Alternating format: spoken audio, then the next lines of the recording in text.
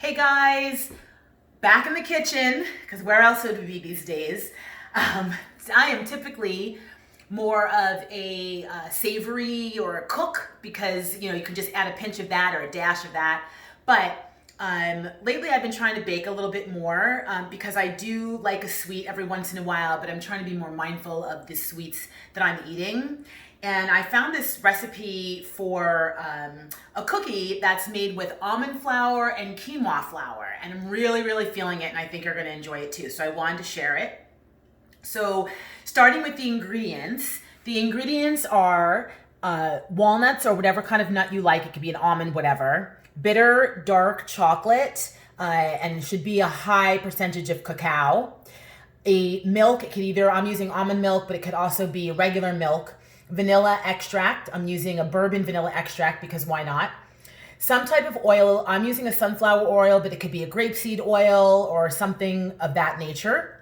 Almond flour, quinoa flour, baking soda, cinnamon and salt, and brown sugar, or actually sugar, but I'm using sugar in the raw. And then you'll also need 2 eggs. And I'm going to start actually by whisking the eggs. So you're going to give the eggs a little bit of a whisk, just till they're, connected. So just give them a nice little whisk there. You don't have to overbeat them. That's probably good. And then in your larger bowl, you're going to take your almond flour. It's 1 cup, and all the measurements, of course, will be on my website. And then you're going to take 1 cup of the quinoa flour and add that into the bowl. All of your dry ingredients are going to go in first. So you can go ahead and put in your baking soda. And the baking soda, I believe, is about I think it was a tablespoon or a teaspoon. Like I said, measurements will be there. Your cinnamon, your salt, add that in. Go ahead and put in your sugar. And then you're going to go ahead and you're going to give that a bit of a stir so you can mix all your dries together. Super easy. This is like really fast and really, really yummy. Like I said, I think you're going to dig them. So once your dry ingredients have a nice mix, you're going to go ahead and add in your eggs and your wet ingredients. So you can add in your oil. It's going to be 2 tablespoons of whatever oil you chose to use. And 1 teaspoon of your vanilla. And then go ahead and add in your eggs. There we go. Adding in the eggs. And then you're actually going to use your hands to mix this together and create a dough type of situation. So get in there with your fingers, give it a nice mix around. I'm a big fan of, cooking with your hands. I feel like it's part of being in the kitchen. So give that a nice mix. Of course, wash your hands before you do this, but we're all washing our hands. Give this a nice mix around till it starts to form a bit of a dough. And then once it's nice and doughy, starting to kind of come together here, you can see. You can add in a little bit of the milk if it's too thick. I don't think you need too much milk. I think it's one of those things where you kind of have to judge it. So you could add in a tiny bit of milk. Do it 1 tablespoon at a time. 2 tablespoons would be the most. Maybe just a little bit of milk just to loosen it up a hair. Getting this together here. It is getting stuck to my hand, but that's okay because it's going to get it off. There we go. All right. And then I'm going to do 1 more tablespoon of the milk because I feel like it's still a little thick, and maybe get it off my hand. There we go. Okay, now it's starting to come together. And then once you start to get into this dough-like consistency, you're gonna go ahead and add in your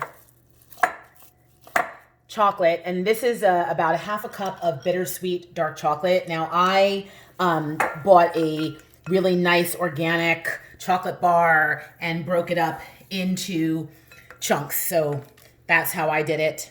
And once you get the chunks in there, You can go ahead and add in your nuts, whatever those nuts might be, giving it another smoosh with your hands. I don't know what that word smoosh is, but I love it. And then once you've gotten everything kind of nice and mixed, you're going to go ahead and start to roll these, make kind of little balls out of this dough. And if you think that your dough is a little too wet, you can always go back in and add a little bit more flour. Once you have your dough together in the consistency that you like, I actually did add a little bit more quinoa flour because I felt like it was a little loose. You're gonna want to start making some balls for the cookies. And I'm using an ice cream scoop just because it makes it a nice, you know, the right kind of amount. And then you can just do little scoops. You can, if you're using an ice cream scoop, it's just nice because it kind of already makes the ball for you. If you have a melon baller, like a larger melon baller, you can use the melon baller as well. But you just want to kind of create little balls on a parchment-lined cookie sheet and evenly space the cookies. These aren't going to spread too much because they're dense, but I always just like to give a safety measure, so I do about 3 cookies per row. But these are going to be a little bit more dense. They're not going to really, like I said, spread too much. So I'm going to go ahead and get all these cookies on the sheet. And then once I have them all there, I will pop them into the oven that I preheated at 325. And I'm going to cook them for about 12 to 14 minutes. They'll stay in the oven. And then they're going to come out and you're going to want to let them rest. But I'm just going to go ahead and get the rest of these on the sheet, put them in the oven, and then I'll be back. So I just took them out of the oven and you can see they look just kind of nice and brown, and they didn't really spread much at all. So I'm just going to take the entire sheet of parchment paper off the tray. And just go ahead and let them cool. You know, if you really can't wait, you could go in and have one warm. Sometimes I like a warm chocolate chip because it's nice and melty. But yeah, that's it.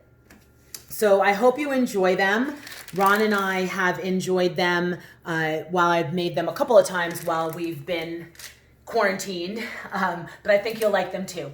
So the recipe will be on the blog with all of my other recipes under Eat Well section. So go ahead, check it out. Let me know what you think. Comment, post, share. See you soon.